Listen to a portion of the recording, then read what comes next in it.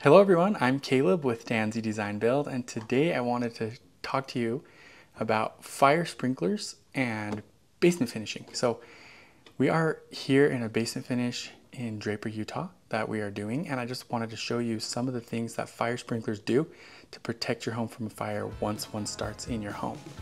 So let's just jump right in here and we'll take a look.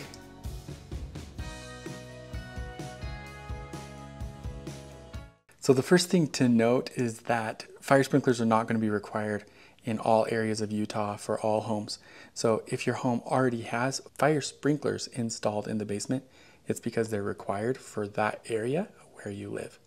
If they're not installed currently, then there's a good chance that they're not required, and that's why they're not already there. So here we are up on the ceiling of this basement finish, and you can see here we've got a fire sprinkler head. And basically the way these work is that there's a cover here that's installed, and this is designed to sit on the bottom of the drywall. So there's about a ½ an inch space here for the drywall to be attached onto the joists. And then this white cover is a finished cover that just blends in with the ceiling. So it's kind of hidden. And so we'll just take this lid off here, and then you can actually see inside the fire sprinkler. So here there's the head, and this is temperature activated. So there's no valve that opens and closes automatically when the smoke detectors go off. So once this room and once this fire sprinkler reaches a certain temperature, then this will actually melt, and then there'll be a component inside that melts, and then the water will spray out and then spray onto this cone and then shower all over the room. So that's kind of how those work. And then this cover, obviously you're not going to go around and take these off as the fire is starting. So you can see here that this is rated for 135 degrees.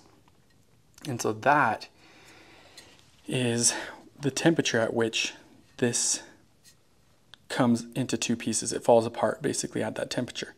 So there's a copper side, and then there's this painted side here. That's a different type of metal. And those are soldered together. You can see that right here with some solder, which melts at that 135 degree temperature, which then drops that white plate off the bottom of the cover and then allows this to basically become like a pipe that this fire sprinkler pops down and then actually activates and starts spraying the water out.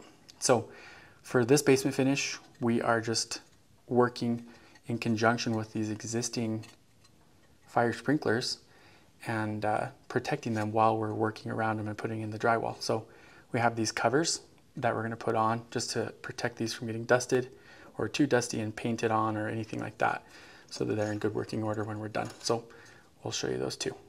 So this is the cover, and you can see these little dots on the side. Those are like little threads, and then it basically just screws in here,